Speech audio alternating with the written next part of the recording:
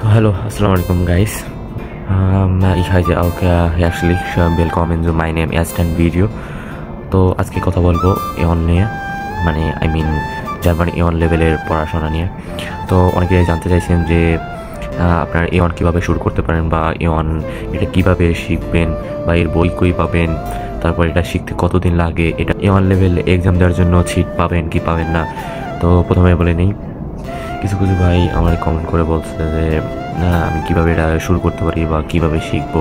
তো আপনারা এটা গোয়েত ইনস্টিটিউটে এটা শিখতে পারেন, বা আপনি বাইরের টিচারের কাছেও শিখতে পারেন. তো এইটার বই কই পাবেন আমার জিজ্ঞেস করেছিলেন.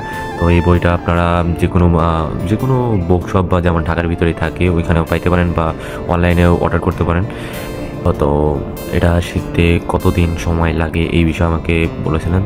তো এটা শিখতে মূলত আপনি আপনার উপর ডিপেন্ড করে আপনি কতদিনে শিখতে পারবেন. বেসিক্যালি কেউ কেউ 2 মাসে, 1 মাসে বা 2.5 মাসে, 3 মাসেও শিখতে পারে এওয়ানটা. তো আপনি দিনে 2 থেকে 3 ঘন্টা বা 4 ঘন্টা, যার যতটুকু সময় হয় সে সময় দিতে পারেন. এটা শিখতে হলে আপনাকে এওয়ান লেভেলে যেহেতু আপনাকে 400 থেকে 500 মতো ওয়ার্ড জানতে হবে জার্মান ল্যাঙ্গুয়েজে. তো এক ভাই আমাকে কমেন্ট করছিলেন, তার নাম হচ্ছে হিমেল. তো ভাই আপনার জন্য এই কথাটা. তো ভাইয়ের কমেন্ট আমি পড়ি. তো ভাই বলছে যে ভাই আমি কোর্স নিছি এওয়ান. তো এওয়ানে অনেকগুলোই বুঝি না, আর এগুলো পড়লে মনে থাকে না, কীভাবে যে কী করি কিছুই বুঝতে পারছি না, এই বিষয়ে কিছু পরামর্শ দেন. তো আমাকে এই বিষয়ে বলছেন যেহেতু, তো আপনি এওয়ান এই বিষয়ে জানতে চাইছেন আমার কাছে, তো আপনাকে আমি বোঝানোর যতটুকু পারি আমি বোঝানোর চেষ্টা করব.